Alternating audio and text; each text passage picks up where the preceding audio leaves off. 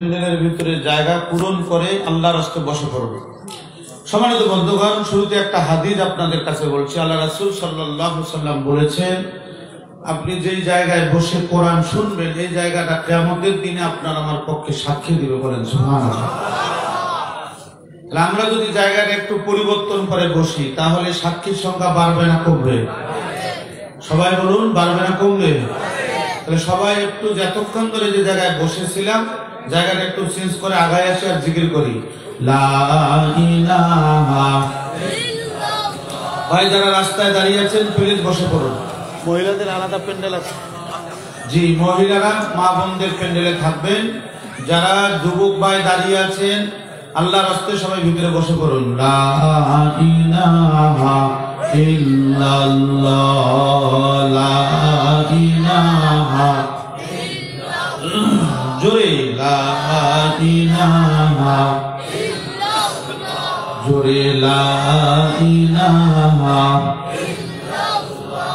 এসো না আল্লাহর নামে গান গাই, এসো না মন প্রাণ জুড়াই।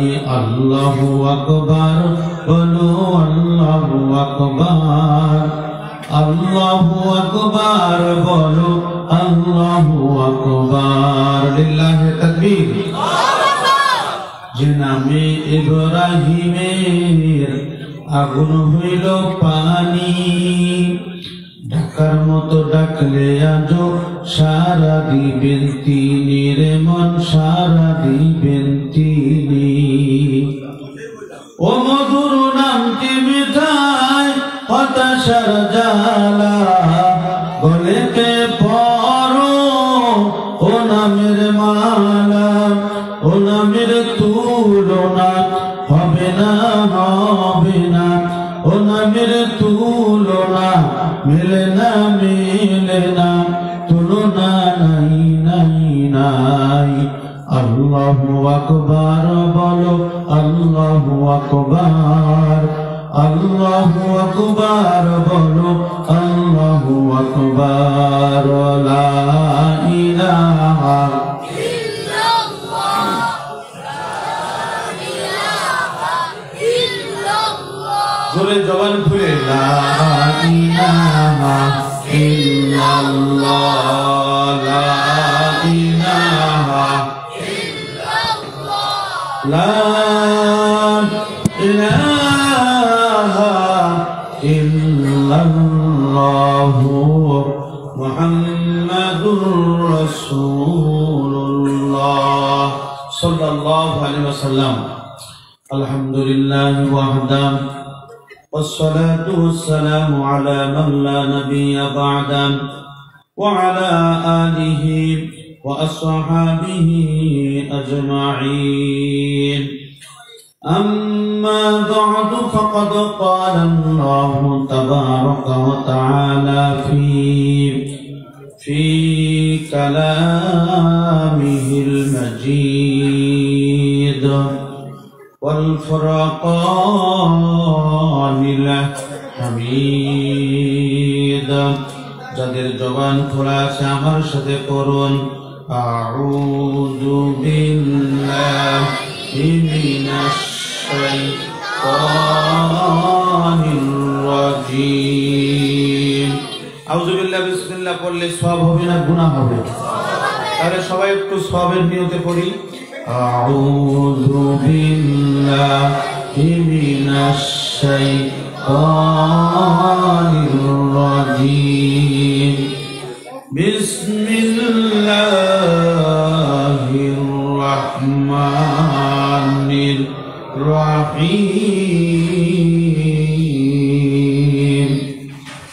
ফালিয়ুকাতিল ফি সাবিলিল্লাহি الذين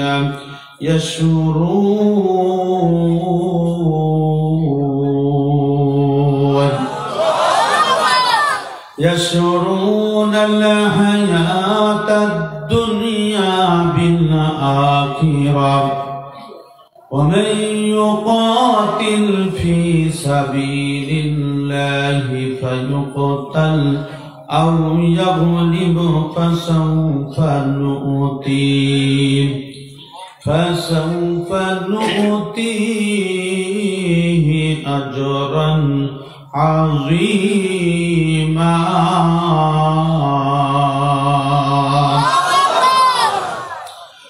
وما لكم لا تقاتلون في سبيل الله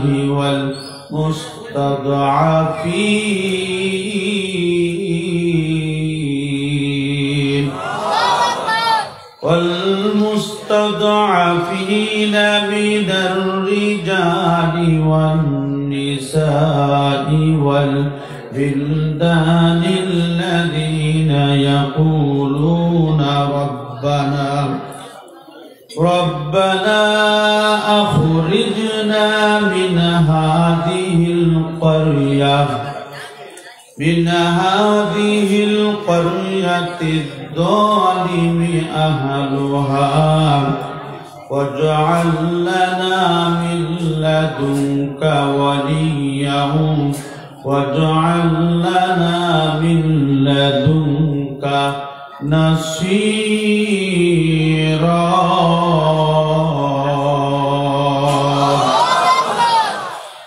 الذين آمنوا يقاتلون في سبيل الله والذين كفروا يقاتلون في سبيل الطاغوت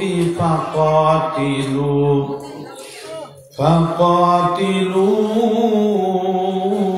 أولياء الشيطان إن كيد الشيطان كان ضعيفا.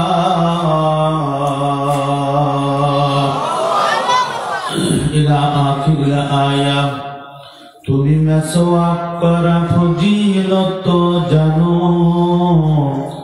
খাবার শেষে মিষ্টি মুখের হাদিসটাও মানো, শুধু হক কথাটা উচ্চ স্বরে বলতে পারো না, অন্যায় দেখে বারুদ হয়ে জ্বলতে পারো না। ঠিক আছে? কেমন মুসলমান তুমি একটু বলো না, কেমন তোমার ঈমান একটু ভাবো না। তুমি মেসওয়াক করা ফজিলত জানো, খাবার শেষে মিষ্টি মুখের হাদিসটাও মানো। লিল্লাহি তাকবীর। তুমি যেই কালিমার দাওয়াত দিলে বুকেতে নেয় তুলে, দেখো সেই কালিমার দাওয়াত দিয়ে কত জোড়া জেলে। ঠিক আছে? তুমি যেই কোরআনের ওয়াজ করলে হাদিয়া তোফা মিলে, দেখো সেই কোরআনের ব্যাখ্যা লিখে কেউ ফাঁসিতে ঝোলে। কাল সকালবেলা ঠিক বলেন, ঠিক না বেড়ে? আমাদের দেশের কিছু বক্তা যারা 1 ঘন্টা 2 ঘন্টা কথা বলে লক্ষ লক্ষ টাকা হাতিয়ে নেয়, কথা বলেন, ঠিক না বেঠে? এই বাঙালি এত মফিস যে যত বেশি টাকা নেয় সে তত বড় বক্তা, ঠিক না বেঠে? আমি বলছি না যে বক্তাদেরকে টাকা দিবেন না, কিন্তু আমাদের দেশের টেন্ডেন্সিটা এরকম হয়েছে যে যত বেশি টাকা নেয় সে মনে হয় তত বড় বক্তা। আসলে আমরা দেখেছি অধিকাংশ জন যারা কোরআনের তাফসীর করে, কন্ট্রাক্ট করে, হাজার হাজার টাকা লুট করে, এরা ইসলাম ও ইসলামী আন্দোলনের সঙ্গে ন্যূনতম সম্পর্ক নাই, কথা বলেন, ঠিক না বেঠে? তুমি যেই কোরআনের ওয়াজ করলে হাদিয়া তোফা মিলে, দেখো সেই কোরআনের ব্যাখ্যা লিখে কেউ ফাঁসিতে ঝোলে। তুমি দুনিয়ার মোহে জীবনের মায়া ছাড়তে পারো না, অন্যায় দেখে বারুদ হয়ে জ্বলতে পারো না।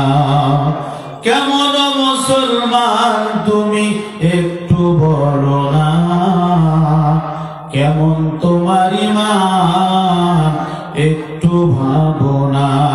তুমি মিসওয়াক করা ফজিলত জানো, খাবার শেষে মিষ্টি মুখের হাদিস তাও মানো। লিল্লাহে তাকবীর। যারা দিবানিশি যায় লড়ে যায় দিন কায়েমের তরে, তুমি তাদেরকেও জঙ্গি বলো বাতিলের শুরু ধরে। ঠিক না বেরে? ফতোয়া দিয়ে উম্মার মাঝে বিভক্তি শুধু সরাও, নিজেকে ভাবো হক বাকিরা ভুলে নীতিটা ছড়াও। তুমি ভাঙ্গনের খেলা খেলতে জানো, গরুতে জানো না। আল্লাহর রজ্জু আঁকড়ে ধরে থাকতে পারো না। কেমন মুসলমান তুমি একটু বলো না, কেমন তোমার ঈমান একটু ভাবো না। তুমি মিসওয়াক করা ফজিলত জানো, খাবার শেষে মিষ্টি মুখের হাদিসটাও মানো। লিল্লাহে তাকবীর। বন্ধুগণ আমার, সমসাময়িক একটা বিষয়, আমাদের দেশে যেই সময় দেখা যায় যে সমস্ত শ্রেণীর ওলামা ইকরাম এক প্ল্যাটফর্মে আসার সময় হয়ে গেছে। কে কওমি, কে আলিয়া, কে আহলে হাদিস, আর কে জামাত ইসলামী, কে চরমনাই, কে আটরশি, কে তেরোরশি, বর্তমান প্রেক্ষাপটে এগুলো দেখার সময় আছে? কথা বলেন, সময় আছে? এরকম একটা সময়ে বাংলাদেশের এক শ্রেণীর অসাধু বক্তা, বিশেষ করে আপনারা সোশ্যাল মিডিয়ায় দেখেছেন, কওমি ঘরানার একজন দাবিদার আলেম, নাম হচ্ছে আলী হাসান উসামা। উনি ইদানিং বাংলাদেশের প্রখ্যাত একজন মুফাসসির, আন্তর্জাতিক খ্যাতি সম্পন্ন মুফাসসির কোরআন, গবেষক ও লেখক ডক্টর আবুল কালাম আজাদ বাশার হাফিজাহুল্লাহ, তার একটা বিষয় নিয়ে ইখতিলাফ করেছেন। ভালো কথা, ইখতিলাফ করতে যেয়ে তারা ফতোয়া দেওয়া শুরু করে দিয়েছেন, অমুকে কাফের, অমুকে ফাসেক, অমুকে জালেম হয়ে গেছে, ঈমান হারা হয়ে গেছে। বিষয়টা কি? মেয়ারে হক, সত্যের মাপকাঠি। এই সত্যের মাপকাঠি যে একটা বিষয়, এখানে ওলামা ইকরাম আছেন, এটা শরীয়তের তেমন কোনো বিষয় নয় যে আপনাকে জিজ্ঞাসা করা হবে যে আপনি সত্যের মাপকাঠি কি করেছেন, কাকে মেনেছেন, এরকম কোনো সাবজেক্ট নয়।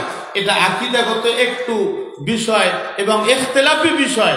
এইটাকে কেন্দ্র করে আজকে ইমানদারদের মধ্যে, মুসলমানদের মধ্যে, কওমি এবং আলিয়ার মধ্যে যারা দ্বন্দ্ব সৃষ্টি করতে চায়, আমরা তাদেরকে স্পষ্ট ভাষায় বলতে চাই, এরা আমাদের বন্ধু নয়, এরা মুসলমানদের বন্ধু নয়, এরা হচ্ছে ইমানদার মুসলমানদের শত্রু। কথা বলেন ঠিক না বেদে? কেননা আপনারা জানেন, বিশ্ব বরেণ্য মুফাসসির, আন্তর্জাতিক খ্যাতি সম্পন্ন মুফাসসির কোরআন আপনাদের পার্শ্ববর্তী জেলায় শুয়ে আছেন।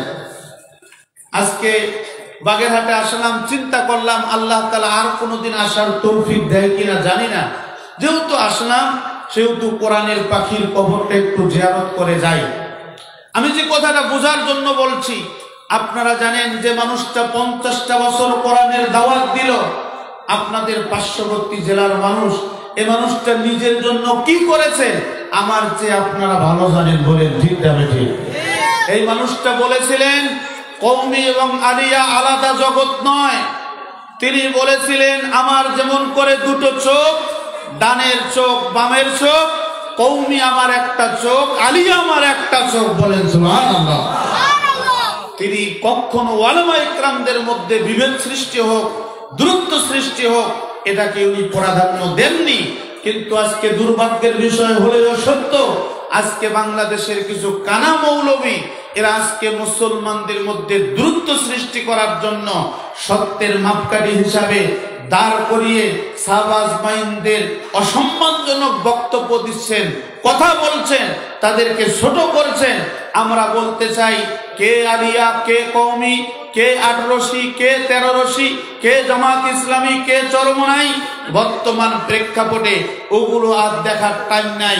আমাদের একটাই সনদ, আমরা মুসলমান, আমরা ইমানদার, আমাদের শরীরে মুসলমানের রক্ত আছে। কথা বলেন ঠিক না বেঠিক? কোন ইমানদার, কোন মুসলমান যার শরীরের মধ্যে ইমানদারের রক্ত আছে, যদি তার সামনে কেউ কোরআনের বিরুদ্ধে কথা বলে, ইসলামের বিরুদ্ধে কথা বলে, নবী রাসূলের বিরুদ্ধে কথা বলে, সে কি কখনো সহ্য করতে পারে? কথা বলেন পারে? আমরা বলতে চাই, কয়েকদিন আগে ফেনী জেলার ছাগলনাইয়া উপজেলায় একজন অধ্যাপক আমার রাসূলকে তিনি বলেছেন যে লুচ্চা। কাল সকালবেলা নাউজুবিল্লাহ বলবেন, জোরে বলেন নাউজুবিল্লাহ। তিনি বলেছেন যে আল্লাহর নবী সাল্লাল্লাহু আলাইহি সাল্লাম মায়েশাকে যে বিয়ে করেছেন, উনি নাকি নারী লোভী ছিলেন, যার জন্য তিনি ছোট্ট একটা মেয়ে আয়েশাকে বিয়ে করেছেন। বলেন নাউজুবিল্লাহ। দেখেন, নামটাও কিন্তু মুসলমানের, মিজানুর রহমান নাম, সামাজিক বিজ্ঞানের একজন অধ্যাপক। উনি আমার রাসূলকে নিয়ে কটূক্তি করলেন। আমি যে কথাটা আপনাদের কাছে বুঝাইতে চাচ্ছি, খুব ঠান্ডা মাথায় খেয়াল করুন। আজ পর্যন্ত যারা কোরআনের বিরুদ্ধে কথা বলেছেন, নবী রাসূলের বিরুদ্ধে কথা বলেছেন, কোন হিন্দু ভদ্রলোক বুক টান টান করে এই কোরআনের বিরুদ্ধে স্ট্যাটাস দিতে পারে নাই। বলেন ঠিক না বেঠিক? কোন খ্রিস্টান আমার রাসূলকে গালি দিয়েছে, এটা আপনারা কেউ প্রমাণ করাতে পারবেন না। বলেন ঠিক না বেঠিক? আমরা দেখেছি নামদারি নাস্তিক কিছু মুসলমান নামদারি, এরাই আমার নবীর বিরুদ্ধে কথা বলেছেন, রাসূলের বিরুদ্ধে কথা বলেছেন। আমরা তাদেরকে বলতে চাই, এটা ইমানদারদের দেশ, এটা খান জাহানের দেশ, এটা শাহপরানের দেশ। আমাদের শরীরের মধ্যে মুসলমানদের রক্ত আছে। যদি কেউ আমাদের সামনে আল্লাহর নবীর বিরুদ্ধে কথা বলে, ইসলামের বিরুদ্ধে কথা বলে, বাম হাত দিয়ে তার জিহ্বা টেনে ডান হাত দিয়ে কেটে কুত্তাকে খাওয়াবো। কথা বলেন ঠিক না বেটে?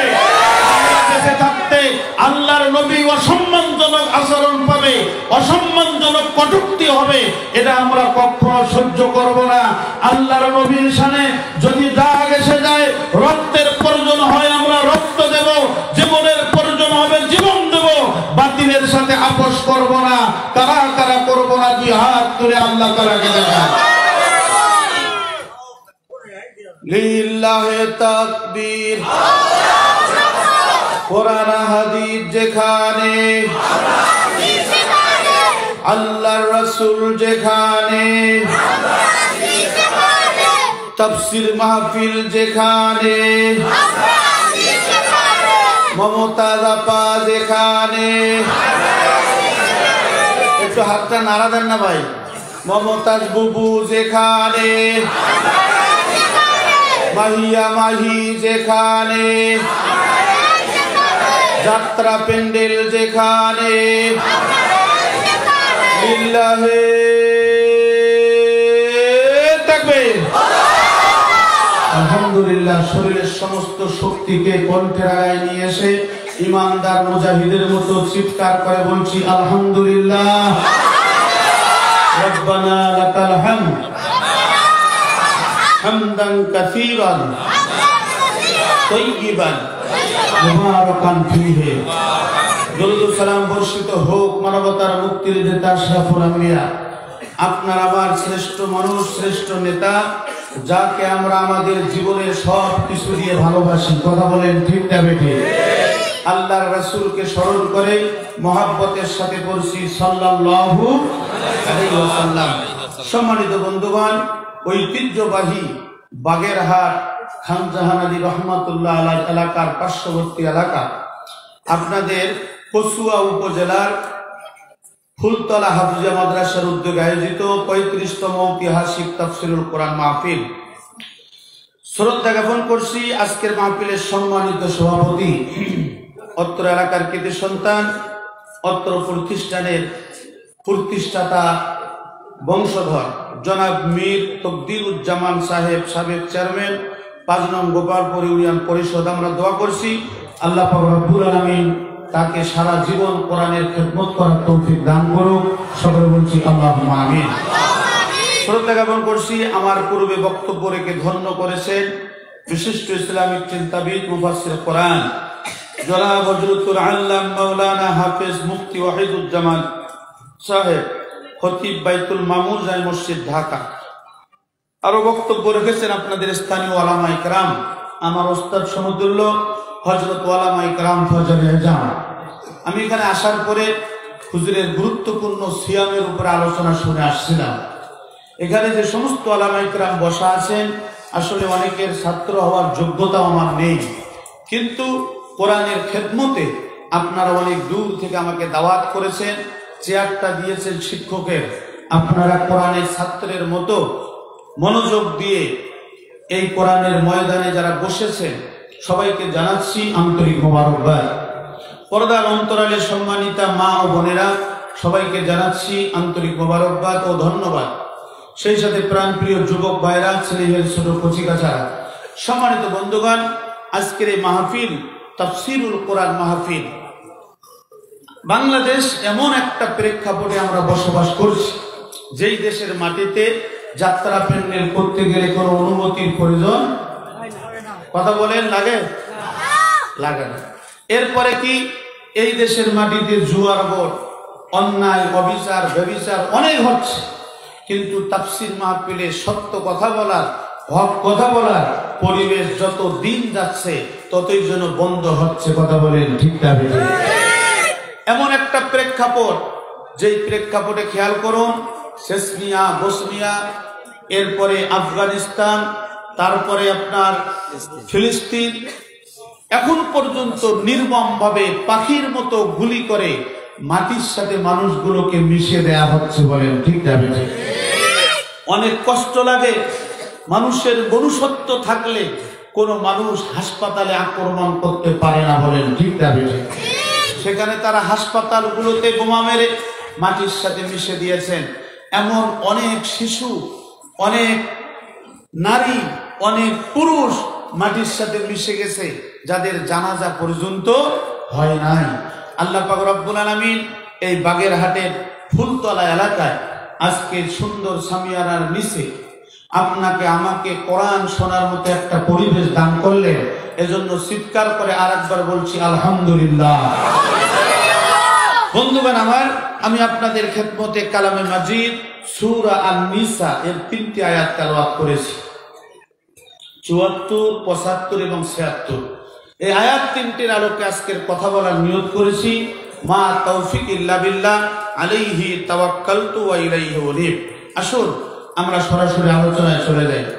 আল্লাহ পাক রব্বুল আলামিন বলেন, فَلْيُقَاتِلْ فِي سَبِيلِ اللَّهِ الَّذِينَ يَشْرُونَ الْحَيَاةَ الدُّنْيَا بِالْآخِرَةِ وَمَنْ يُقَاتِلْ فِي سَبِيلِ اللَّهِ فَيُقْتَلْ أَوْ يَغْلِبْ فَسَوْفَ نُؤْتِيهِ أَجْرًا عَظِيمًا।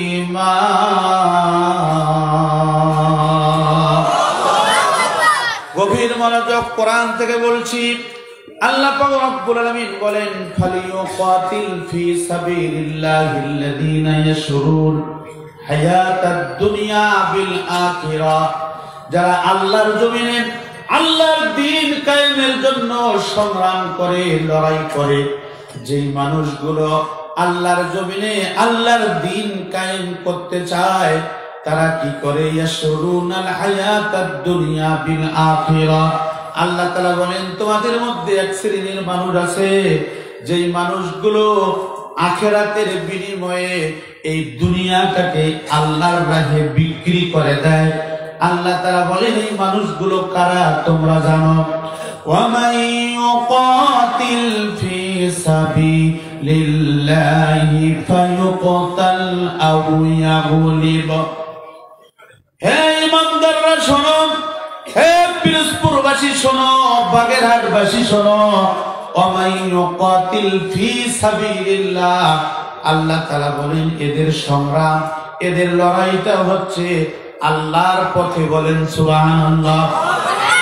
আরেকটু জোরে বলুন সুবহানাল্লাহ। আল্লাহ রব্বুল আলামিন বলেন যারা এই সংগ্রাম বেছে নেয়, এই লড়াই যারা বেছে নেয়, যারা এই পথ এই পদ্ধতি মেনে নেয়, এদের পরিণতি হবে দুইটা। ওমাইয়ুকাতিল ফি সাবিলিল্লাহি ফায়ুকতাল, এক নম্বর হচ্ছে হয়তো বা তারা শহীদ হয়ে যাবে, আও ইয়াগলিবু, না হলে তারা বিজয়ী হবে। আল্লাহ পাক রব্বুল আলামিন বলেন এই দুইটা পদ্ধতি, এই দুইটা পরিবেশ, এই দুইটা পরিস্থিতির শিকার তারা হবে। এরপরে আল্লাহ তাআলা বলেছেন কদ সিন সাউফা, এগুলো হচ্ছে মাঝি করিবের চিহ্ন।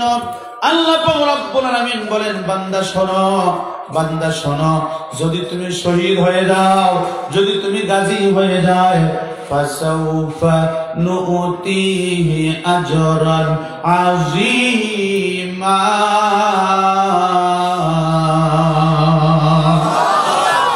ডান হাতটা তুলে বলুন তো আল্লাহু আকবার। আর একটু জোরে লিল্লাহি তাকবীর। আল্লাহ তাআলা বললেন যে ওসিরেই সাউফা নুতিহি, তোমাদেরকে দেয়া হবে, দিয়ে দেয়া হবে আজরান আযীমা, এত বড় প্রতিদান দেয়া হবে, এত বড় প্রতিদান দেয়া হবে, যেই প্রতিদান অনেক বড় প্রতিদান দেয়া হবে, যেই প্রতিদান সম্পর্কে তোমাদের ধারণা নাই। চিৎকার করে বলুন সুবহানাল্লাহ। সম্মানিত বন্ধুগণ আমার, গভীর মনোযোগ। এই আয়াতের মধ্যে আল্লাহ পাক রব্বুল আলামিন প্রথম অংশের মধ্যে বললেন যারা কি করে আখিরাতের বিনিময়ে দুনিয়াটাকে বিক্রি করে দেয়, এরা কারা? এটা জানার দরকার আছে না নাই? কথা বলেন আছে না নাই?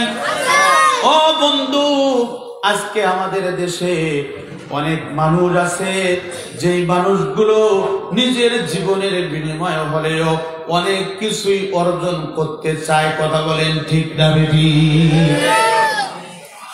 যেই মানুষগুলো সমুদ্র পাড়ি দেয়, যে মানুষগুলো কি করে আকাশ পাড়ি দেয়, এরপরে মহাকাশ পাড়ি দিল, এরপরে যে মানুষগুলো দেখা যায় যে শীতকালীন সময় অনেক বরফের দেশ, বরফের পাহাড় পাড়ি দেয়, কেন?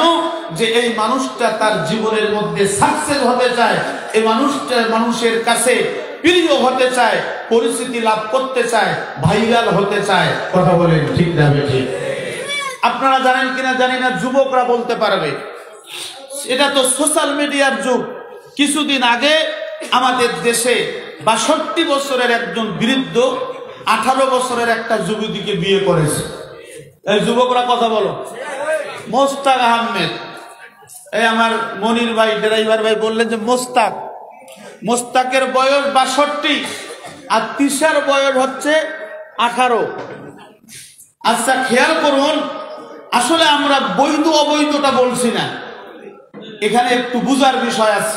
আল্লাহ তাআলা বললেন যারা আখিরাতের বিনিময়ে দুনিয়ার জীবনটাকে বিক্রি করে দেয়, এই মানুষগুলোর আন্দোলন, এই মানুষগুলোর সংগ্রাম আল্লাহর জন্য। কিন্তু বাংলাদেশে কিছু মানুষ আছে যে মানুষগুলোর সংগ্রাম সির্ফ নিজের জন্য হয়, ভাইরাল হওয়ার জন্য হয় এবং দুনিয়ার মানুষের কাছে মডেল হওয়ার জন্য হয়। এরকম মানুষের কিছু কার্যক্রম আছে না নাই? সম্মানিত বন্ধুগণ আমার, এখানে একটা বুঝার বিষয় আছে। আমরা বলছি না যে তিশা মোস্তাক কেন বিয়ে করলো, এটা বিয়ে শরীয়তে হারাম নয়, শরীয়তে নিষেধ নাই, জায়েজ আছে। কিন্তু সমস্যাটা কোথায় জানেন? সমসাময়িক যে বিষয়, এই প্রেক্ষাপট, আমাদের দেশের যে প্রেক্ষাপট, আমরা যেটা বুঝি, এত বয়সের একটা মেয়ে, এত ছোট্ট বয়সের 18-20 বছরের একটা মেয়ে এই 62 বছরের একজন বৃদ্ধকে বিয়ে করলো কেন? নিশ্চয়ই এখানে কোনো কারণ আছে। আমরা এইটা সাধারণত বুঝি। কথা বলেন ঠিক না বেঠিক?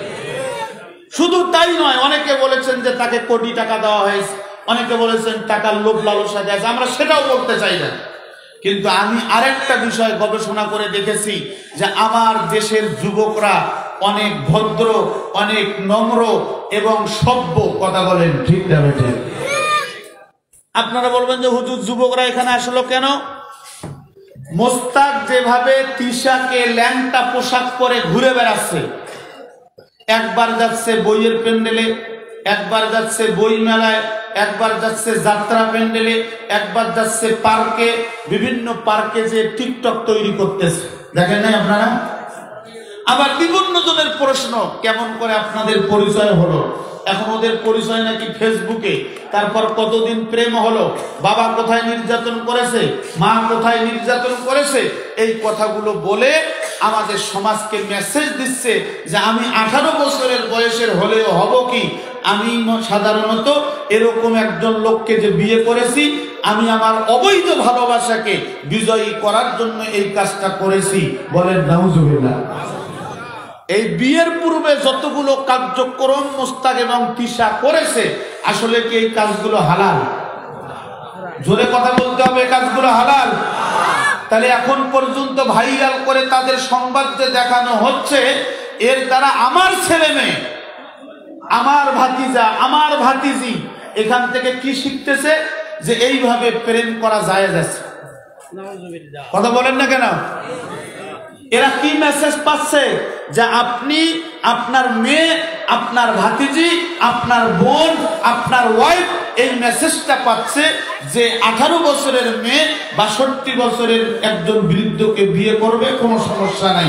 এই মেসেজটা পাচ্ছে কি পাচ্ছে না? আমি মনে করি এই বাংলাদেশের যুবকরা অনেক ভদ্র।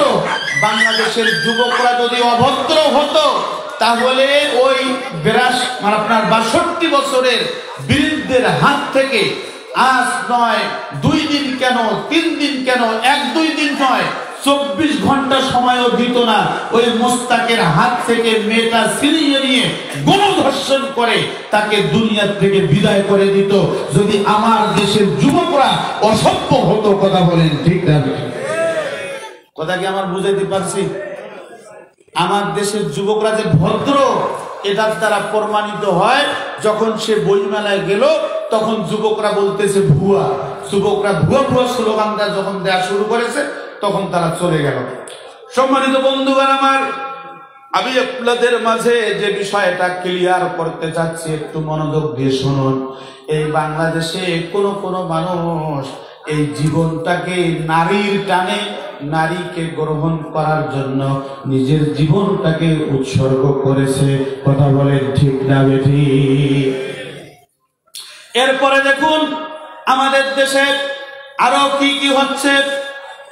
আমাদের দেশে একজন অনেক গুরুত্বপূর্ণ ব্যক্তি, যে মানুষটা শিল্পপতির চেয়ারে বসা আছেন, এই মানুষটা এত বড় একটা চেয়ারে বসে থাকার পরে বক্তব্য দিতে যে বলে ফেলছেন, আপনাদেরকে আঙ্গুর দিয়ে ইফতার করার লাগবে না, আপেল দিয়ে ইফতার করার লাগবে না, আপনারা বড়ই দিয়ে ইফতার করেন। কুল দিয়ে, আমরা বলি বড়ই, আপনারা কুল বলেন নাকি? বড়ই বলেন। এই কথা বলার পরে আমাদের উত্তরবঙ্গের এই কাছাকাছি মানুষ কি বলেন, কুষ্টিয়ার হাসানুল হক ইনু সাহেব, এখন উনি বলা শুরু করেছেন এরা তো মন্ত্রী নয়, এদের পাছায় লাঠি বানা দরকার। বলেন নাউজুবিল্লাহ। মানে দেখেন মন্ত্রিত্ব নেওয়ার ধান্দাটা, একজন আরেকজনকে ঘায়েল করছে, সত্য কথা দিয়ে মিথ্যা কথা দিয়ে ইনিয়ে বিনিয়ে একজন আরেকজনকে ঘায়েল করার জন্য বক্তব্য দিচ্ছে। এগুলো হচ্ছে সম্পূর্ণ ধান্দা, দুনিয়াবি ধান্দা। কথা বলেন ঠিক না বেঠিক? আল্লাহ পাক রব্বুল আলামিন বলেন, বান্দা শোনো, এই আয়াতের তাফসীর করতে যে সূরা আল বাকারার 207 নম্বর আয়াতে আল্লাহ তাআলা বলেন, ওয়া মিনান নাসি মান ইয়াশরি নাফসাহু বিতিগা মারদাতিল্লাহি ওয়াল্লাহু রাউফুম বিল ইবাদ।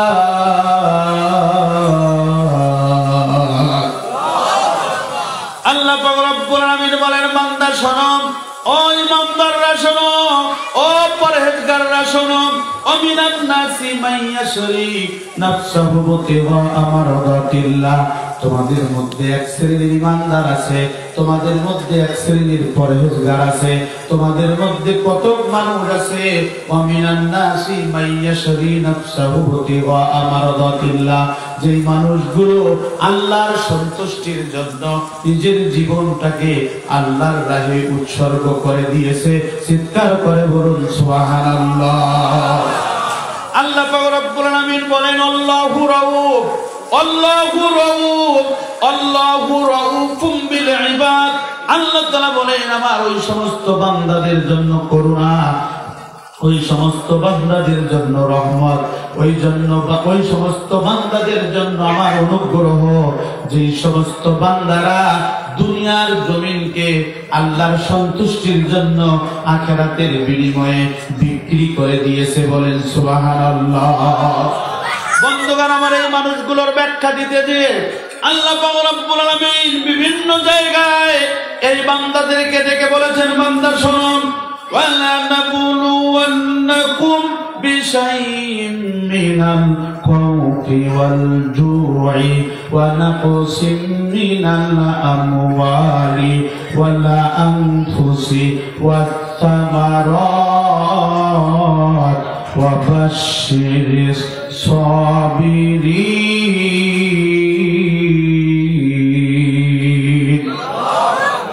আল্লাহ পাক রব্বুল আমিন বলেন, বান্দা শোনো, ওয়ালানাবলুওয়ান্নাকুম, অবশ্যই অবশ্যই আমি তোমাদেরকে পরীক্ষা করব। কি দিয়ে পরীক্ষা করব? বান্দা শোনো, ওয়ালানাবলুওয়ান্নাকুম বিশাইইম মিনাল খাউফ, এক নম্বর পরীক্ষা নিব ভয় দিয়ে। এ বান্দা, এক নম্বর তোমাদের পরীক্ষা নিব আমি ভয় দিয়ে। ওয়ালানাবলুওয়ান্নাকুম বিশাইইম মিনাল খাউফ, দুই নাম্বার তোমাদের পরীক্ষা নিব ওয়াল জু, তোমাদেরকে ক্ষুধা দিয়ে। তিন নাম্বার হচ্ছে ওয়ানাকসিম মিনাল আমওয়াল, আমি তোমাদের সম্পদের ক্ষতি দিয়ে পরীক্ষা নেব। ওয়াল আনফুসি, তোমার চোখের সামনে তোমার ভাই শহীদ হয়ে যাবে, আমি এটার জন্য তোমার কাছ থেকে পরীক্ষা নেব। ওয়াস সামারাত, তোমার ক্ষেত খামারের ক্ষতি দিয়ে আমি পরীক্ষা নিব। এই পরীক্ষার মধ্যে তোমরা যারা সফলতা অর্জন করতে চাও, আল্লাহ তাআলা বলেন ওয়াবাশশিরিস সাবিরিন।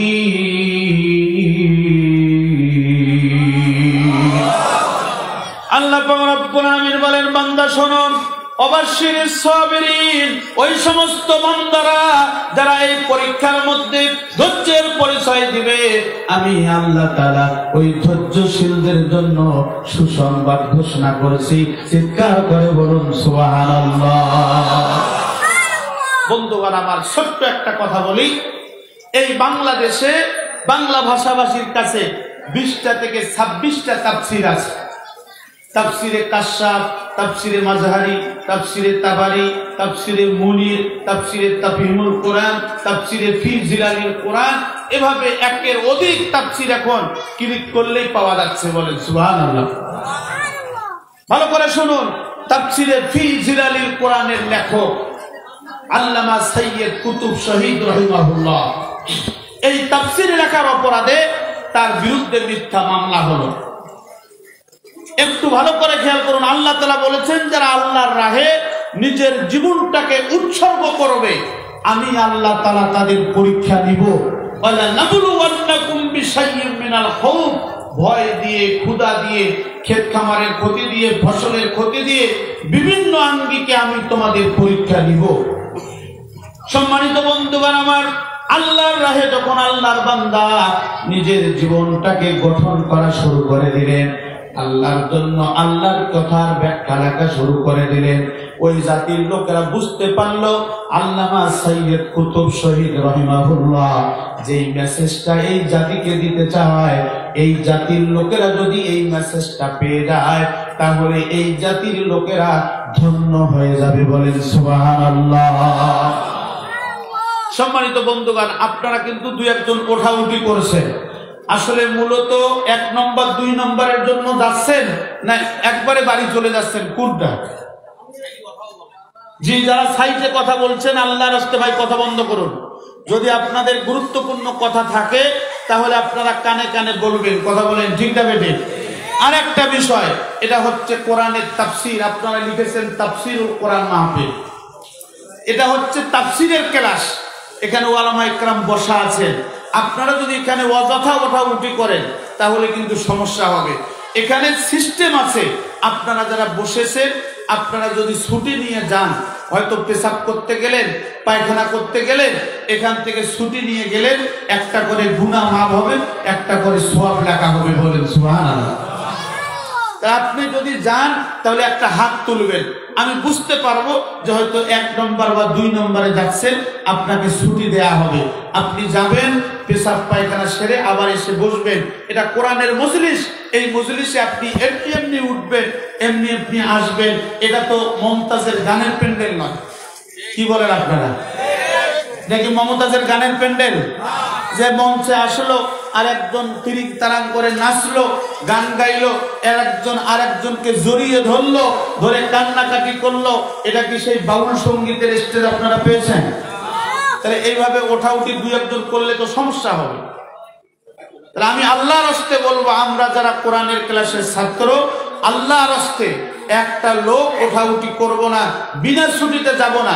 যদি প্রয়োজন হয় আপনি ছুটি নিয়ে যাবেন, একটা করে গুনাহ মাফ হবে, একটা করে সওয়াব হবে। কথা বলেন ঠিক না বেঠিক? একটু জোরে তাকবীর দেন তো, লিল্লাহি তাকবীর। সম্মানিত বন্ধুগণ আমার, আমি বলছিলাম সাইয়্যিদ কুতুব শহীদ রাহিমাহুল্লাহ এই তাফসীর লেখার অপরাধে তার বিরুদ্ধে মামলা হয়ে গেল, হাজার হাজার নথি তৈরি হয়ে গেল, তার বিরুদ্ধে সাক্ষী দাঁড় করানো হলো। 1টা 2টা 3টা সাক্ষী নয়, ইসলাম বিরোধী শক্তিরা ঐক্যবদ্ধ হয়ে কয়েক হাজার নথিপত্র তৈরি করলো। সম্মানিত বন্ধুগণ আমার, একদিন চলে যায়, 2 দিন চলে যায়, কোরআনের পাখি জেলখানার ভিতরে দিন কাটায়, রাত কাটায়। এমন হলো 1 দিন 2 দিন নয়, মাসের পর মাস তার বিরুদ্ধে রিমান্ড দেয়া হয়। সেই রিমান্ডের মধ্যে হযরতে সাইয়্যিদ কুতুব শহীদ রাহিমাহুল্লাহ তিনি কি করলেন? ওযুর পানি চেয়েছিলেন। ওই সমাজের লোকগুলি ওযুর পানি পর্যন্ত তাকে দেন নাই। বলেন নাউযুবিল্লাহ। সাইয়্যিদ কুতুব শহীদ রাহিমাহুল্লাহ তার বিরুদ্ধে মিথ্যা মামলা শুধু দাঁড় করানো হয় নাই, তাকে রিমান্ডের নামে পাগলা কুকুর লেলিয়ে দেওয়া হয়েছিল। যেই সমস্ত পাগলা কুকুর যেই ছেলের মধ্যে সাইয়্যিদ কুতুব শহীদ ছিলেন, ওই ছেলের মধ্যে যেই কুকুরগুলোর মাথা খারাপ হয়েছে, ভালো মন্দ বুঝতে পারে না, যেইখানে সেইখানে কামড় মারে, ওই সমস্ত কুকুরদেরকে ওই ছেলে লেলিয়ে দেয়া হয়েছিল। দেখুন দেখুন, কোরআনের পাখিদেরকে পাগলা কুকুররা চিনতে পারলো, কিন্তু ওই সমাজের মানব রূপী হায়নারা চিনতে পারে নাই। কথা বলেন ঠিক না বেঠিক? ওরা মনে করেছিল সাইয়্যিদ কুতুব যেই ছেলের মধ্যে আছে, এই ছেলের মধ্যে ওই পাগলা কুকুরগুলো ভিতরে ঢুকলে পরে তাকে খেয়ে ফেলবে, তাকে কামড় দিয়ে ছিঁড়ে ফেলবে।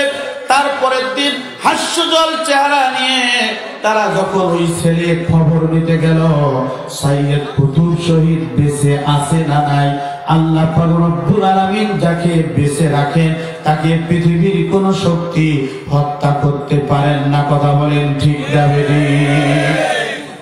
বন্ধুগণ আমার, দেখা গেল পাগলা কুকুর লেলিয়ে দিয়ে সাইয়্যিদ কুতুব শহীদের কোনো ক্ষতি করতে পারলো না। শেষ পর্যন্ত তারা এবার সিদ্ধান্ত নিল তাকে অন্যায়ভাবে হত্যা করা হবে। বন্ধুগণ আমার, ভালো করে শুনুন, তার বিরুদ্ধে মিথ্যা মামলার সাক্ষী প্রমাণ হাজির করা হলো, ফাঁসির রায় দেওয়া হলো। ফাঁসির দিন তারিখ ধার্য হয়ে গেল, মানুষগুলো নীরবে কান্নাকাটি করলো।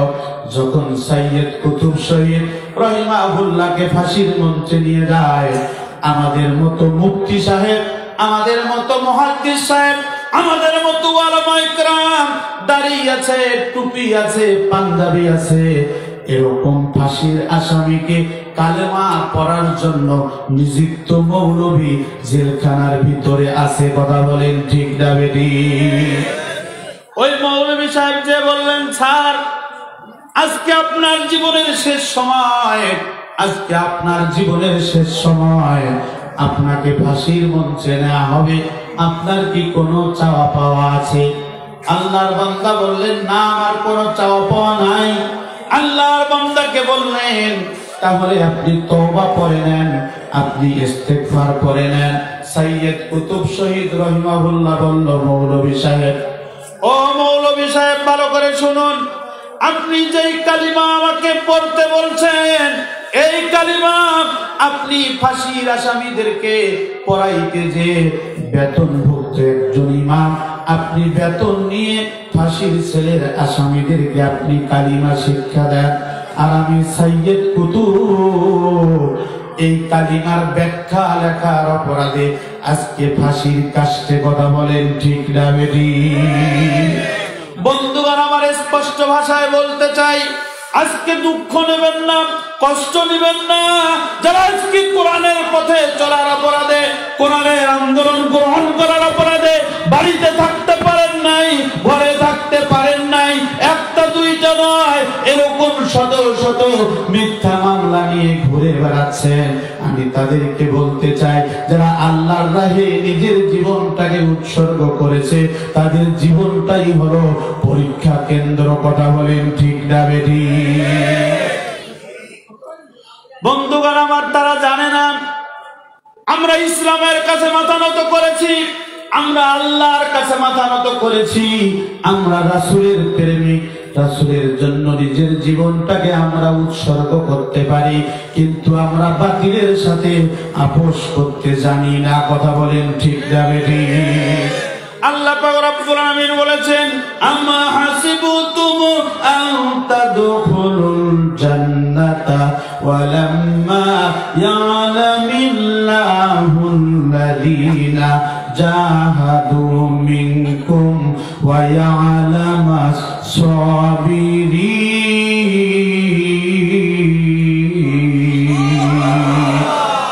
ডান হাতটা তুলে বলুন আল্লাহু আকবার। আল্লাহ পাক রব্বুল আলামিন বলেন, হে পিরোজপুরবাসী শোনো, হে বাগেরহাটবাসী শোনো, হে কসুয়াবাসী শোনো, আম্মা হাসিবতুম আন তাদখুলুল জান্নাহ, আমি তোমাদেরকে এমনি এমনি জান্নাতে দিব না।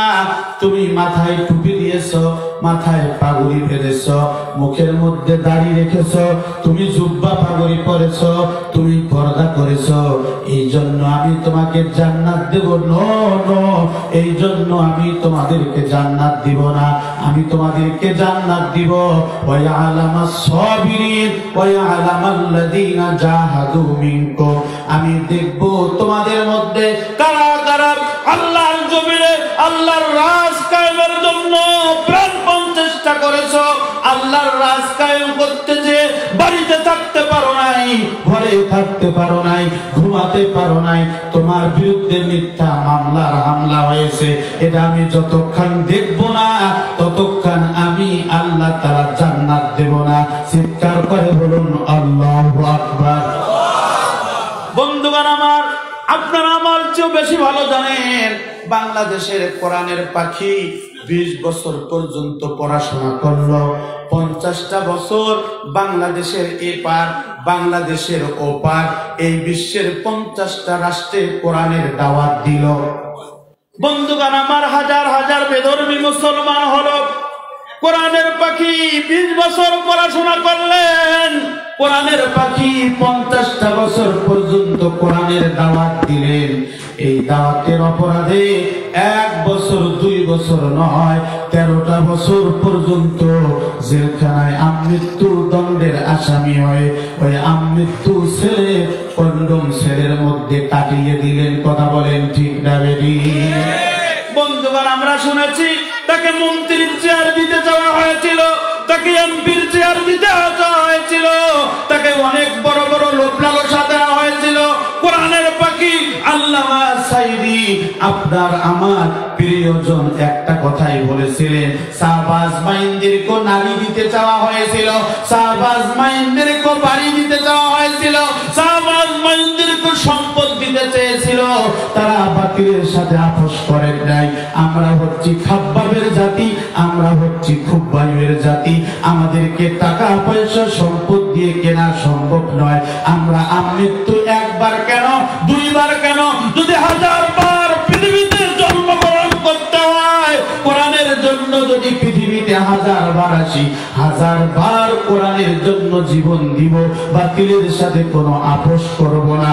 কথা বলেন ঠিক না বেঠিক? আজকে আমি কচুয়াবাসীকে বলতে চাই, এই বাংলাদেশে বর্তমান সবচেয়ে মাজলুম হচ্ছে কোরআন। এই কোরআনকে মাজলুম করে রাখা হয়েছে। একটা জাতি মনে করে এই কোরআন এসেছে শুধু কেউ মারা গেছে সেই মৃত্যু ব্যক্তির বাড়িতে পড়ার জন্য। বলেন ঠিক না বেঠিক? এক শ্রেণী মনে করে এই কোরআন এসেছে রমাদান মাস আসতেছে 1 খতম 2 খতম 3 খতম 32 খতম পর্যন্ত দেবে। সকালবেলা জিজ্ঞাসা করবেন যে এই কোরআন যে আপনার বাড়িতে 32 খতম হলো, বলেন তো সুদের আয়াতটা কি? ওর 14 গোষ্ঠীও বলতে পারবে না। কথা বলেন ঠিক না বেঠিক? এই খতম দিয়ে লাভটা কি? আমরা মনে করি যদি কোনো ব্যক্তির বাচ্চা কান্নাকাটি করে তাহলে ওই ছেলে বাচ্চা ওই মেয়ে বাচ্চার কান্না বন্ধ করার জন্য হুজুরের কাছে যে বলতে যে হুজুর একটু ফু দেন, তখন আমরা বিশ্বাস করি যে এই কোরআনের আয়াত পরে ফু দিলে কান্না বন্ধ হবে। আমরা এটা বিশ্বাস করি। কথা বলেন ঠিক না বেঠিক? আমরা তাদেরকে বলতে চাই যেই কোরআন দিয়ে তারাবি পড়া হয়, যেই কোরআন দিয়ে মৃত্যু ব্যক্তির বাড়িতে তেলাওয়াত হয়, যেই কোরআন দিয়ে কোন বাড়িতে ভূতের আসর জিনের আসর লাগলে সেই জিনের আসরের চিকিৎসা হয়, এই কোরআন দিয়ে যদি রাষ্ট্র পরিচালিত হয় ওই রাষ্ট্রের মধ্যে সুদ থাকতে পারে না, ওই রাষ্ট্রের মধ্যে ঘুষ থাকতে পারে না, ওই রাষ্ট্রের মধ্যে কোনো অন্যায়কারী থাকতে পারে না। কথা বলেন ঠিক না বেঠিক? অতএব আমাদের সময় থাকতে শ্রম দিতে যে যদি এই কোরআনের জন্য আমাদের আরো রক্তের প্রয়োজন হয়, আমরা 1 জন 2 জন কোরআনের পাখি কেন 1000 জন কোরআনের পাখি আল্লাহর জমিনে আল্লাহর রাজ কায়েম করতে যে রক্ত বিলিয়ে দিব, জীবন বিলিয়ে দিব, বাতিলের সাথে আপোষ করব না। কারা করব না? 2 হাত তুলে আল্লাহ তাআলাকে দেখো। লিল্লাহি তাকবীর। কোরআন হাদিস যেখানে, আলেম ওলামা যেখানে, লিল্লাহি তাকবীর। সম্মানিত বন্ধুগণ আমার, এই কোরআনকে আজকে আমরা বিভিন্ন জনে ভাগ করে নিয়েছি। আমি তো দেখেছি এই দক্ষিণবঙ্গের মানুষ আপনারা অনেক চালাক মানুষ, সবচেয়ে মফিজ হচ্ছে আমরা উত্তরবঙ্গের মানুষ। মফিজ বলে, মফিজ এটা আরবি শব্দ, যদিও আমাদের গ্রাম্য ভাষায় মানে একদম সাদা মাঠা যে লোকটা কিছু বোঝে না, বুঝলেন? আমি তখন বলি, আমি কেন বলি, আমি আমার এলাকার মাহফিল গুলো তো বলি যে এই ফাল্গুন মাস চলছে না, ফাল্গুন মাসে অনেক বড় বড় গরু নিয়ে ছাগল নিয়ে আমরা দক্ষিণবঙ্গে আসি। কথা বুঝেছেন? অনেক বড় বড় গরু নিয়ে আর ছাগল নিয়ে মাইকের মধ্যে একদম গান জুড়ে দিয়েছে। নতুন ঈদের চাঁদ উঠেছে দেখবি যদি আয়, তোরা দেখবি যারা আইরে, তোরা আইরে ছুটে আই আই আই। আসলে না কথা বলেন, আসলে না? এটা বড় বড় গরু নিয়ে আর ছাগল নিয়ে আসে। এজন্য আমি এদেরকে বলছি এরা মফিজ। আমাদের গ্রাম্য ভাষায় ওদেরকে একটু সাদা বোকা মানুষ, কিছু বোঝে না। আসে না? এরকম লোক আপনাদের এলাকায় যারা আছে, আমরা ওদেরকে বলি যে মানুষগুলোর তার ভালো মন্দ বোঝার মতো ক্ষমতা নাই। দেখুন এই মানুষগুলো ফাল্গুন মাস আসলে বড় বড় গরু আর ছাগল নিয়ে, নামাজ নাই, রোজা নাই, হজ নাই, সাকাত নাই। আমি বলি যে আপনি যে নামাজ পড়ছেন না, রোজা রাখছেন না, আপনি অথচ গরু নিয়ে ছাগল নিয়ে বাবার মাজারে যাচ্ছেন, কারণটা কি? বলছে কেরামান কাতেবিন, রোজা হাসরের দিন আল্লাহর দরবারে যদি করে অভিযোগ, আমি বলবো দুনিয়ায় ছিলাম ল্যাংটা বাবার লোক, আমি বলবো দুনিয়ায় ছিলাম খাজা বাবার লোক। আসরা নাই? কাল সকালবেলা বলেন আসরা নাই? বিশ্বাস না হয় মাগুরা যান, মাগুরাতে প্রত্যেক বছর 5টা 7টা মাহফিল হয়। মাগুরা বায়না মোড় আছে, এখানে একটা লেখা আছে ল্যাংটা বাবার আশ্রম এই দিকে পশ্চিম দিকে। চিন্তা করলাম ল্যাংটা বাবা এখানে কি হয়, একটু যাই দেখি। সম্মানিত বন্ধুগণ আমার, যে দেখলাম যে ওই বাবার মাথায় তারা পানি ঢেলে দেয়, আর ওই পানিগুলো পরে শরীরের মধ্যে কোনো কাপড় নাই, ওই পানিগুলো মানুষ সেবা হিসাবে বিভিন্ন জায়গায় বিভিন্ন শিশিতে এরপরে বিভিন্ন জায়গায় ভরে তারা নিয়ে নিয়ে সেগুলো পান করতেছে বলে নাউজুবিল্লাহ। আর এক শ্রেণীর লোকজন পাশে আছে, এরা পাশ থেকে এভাবে ধোতরা বাজাচ্ছে আর গান গাচ্ছে, বাবা ল্যাংটা ল্যাংটা রে তোমায় দেখলে আল্লাহ দেখা হয়, যখন দেখি বাবা তোমার মুখ মুছে যাই আমার সকল দুঃখ, তোমায় দেখলে আল্লাহ দেখা হয়। চিৎকার করে বলুন আলহামদুলিল্লাহ। কোরআন হাদিসটাকে অপব্যাখ্যা করে পীরগিরি আর মাজার পূজার দিকে নিয়ে যাওয়া হয়েছে। আজকে চিন্তা করুন, কোরআনের পাখি আপনাদের পাশে শুয়ে আছে, যদি উনি নিজেকে পীর দাবি করতেন, আর কোনো উদাহরণ লাগবে না মিয়া। যদি এই লোকটা নিজে শুধু দাবি করতো যে আমি পীর, তার কি মুরিদের অভাব ছিল? কথা বলেন ছিল? তাহলে তো বাংলাদেশে যত বড় বড় পীররা একদম টাকার চেয়ারে ফুলের চেয়ারে বসে হাদিয়া দিচ্ছে, তবলা বাজাচ্ছে, গান গাচ্ছে, বিভিন্ন প্রকারের হাদিয়া তোহফা নিয়ে আপনি সার্চ দেন, এখন ইউটিউবের যুগ, দেওয়ানবাগি মাজারের নামে সার্চ দেন, এরপরে রাজারবাগির নামে সার্চ দেন। যদি এত সুবিধাবাদ জিন্দাবাদ ইসলামটা হতো, তাহলে এই লোকটা 13 বছর জেলখানায় থাকলো কেন? কথা বলেন না কেন? এই কোরআনের পাখি স্পষ্ট কথা বলেছেন যে ইসলামের পথটা হচ্ছে কাঁটাযুক্ত পথ, ইসলামের পথটা হচ্ছে রক্তপিচ্ছিল পথ, ইসলামের পথটা হচ্ছে বাতিলের তরবারির নিচে জান্নাত, এর নাম হচ্ছে ইসলাম। আজকে কোরআন হাদিস পড়ে আমি যদি জানতাম যে পীরগিরি করলেই জান্নাতে যাওয়া যাবে, আমার বাপ দাদা ফুরফুরার মুরিদ ছিল, তাহলে আমি এত বড় রিক্সের চেয়ারটা না নিয়ে আমি সেই সোনার চেয়ারটা বেছে নিতাম। কথা বলেন ঠিক না বেটে? কোরআনের পাখির বিরুদ্ধে মিথ্যা মামলা হামলা সাক্ষী দেওয়া সম্ভব হয়েছে।